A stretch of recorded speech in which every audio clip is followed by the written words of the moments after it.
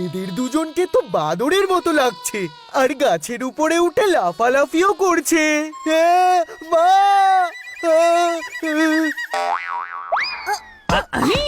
আমাদের হাতগুলো তো ছোট, তাহলে ওই ডালগুলো কি করে ধরবো? জিন্টু, এ তুমি কি করলে?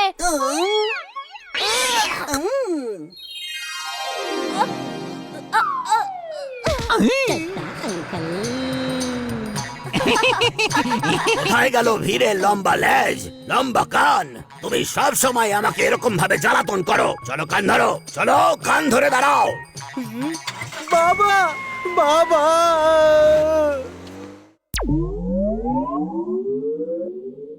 System start.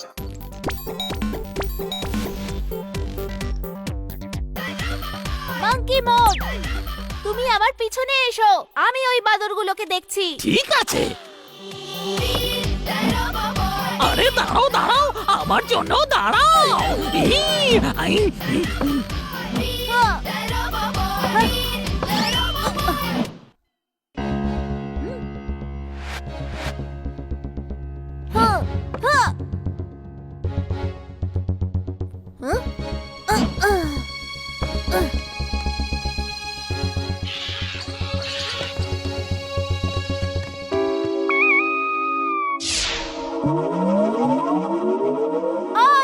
ওই জুয়েলারি বক্স ফেরত দাও।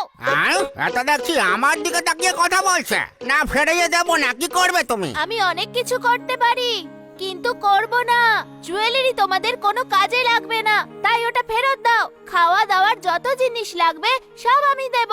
চলো আমার সাথে, না হলে কিন্তু আমার শক্তি প্রয়োগ করতে হবে। অন্য পথ বেছে নেবে? এই ইক্কা পিক্কা ভিক্কা টিক্কা, আটা চলো ওকে এবার শিক্ষা দিই। হ্যাঁ,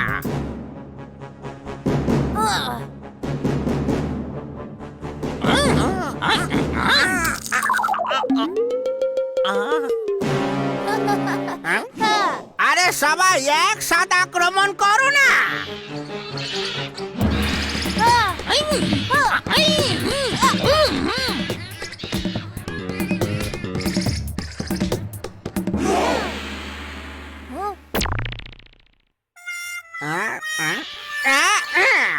এবার আমাকেই তোমাকে শিক্ষা দিতে হবে। হ্যাঁ সর্দার, আমি আপনাকে সম্মান করি, আমি আপনার সাথে লড়তে চাই না।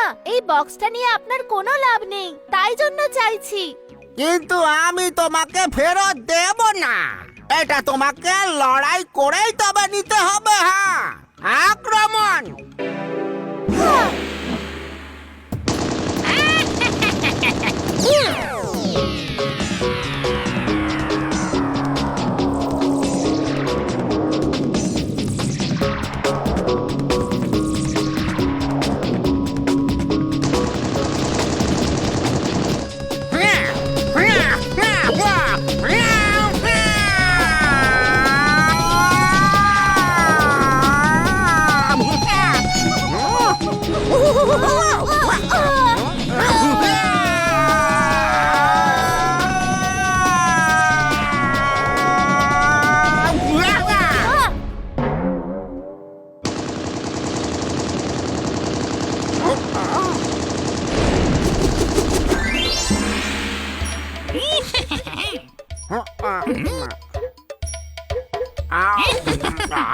ভীষণই ভালো ছিল এটা।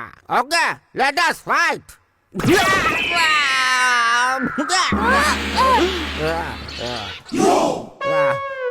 আর না, ব্যাস ব্যাস, তুমি জিতেছ আর আমি হেরেছি। এই নাও তোমার বাক্স। আপনি আমার বাড়িতে আসবেন, আমরা দুজন বন্ধু হয়েও থাকতে পারি। একে অপরকে সমস্যায় কেন ফেলবো? তুমি শুধু একজন ভালো মানুষই না, ভীষণই সাহসী। তোমার সাথে আবার দেখা হবে। পুলিশ! পুলিশ!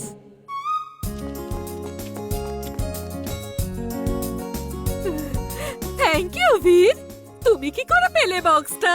আরে বাদররা কোথাও ফেলে পালিয়ে গেছে, আর বীর সেটা কুড়িয়ে নিয়েছে। হ্যাঁ ঠিক আন্টি, এরকমই হয়েছিল।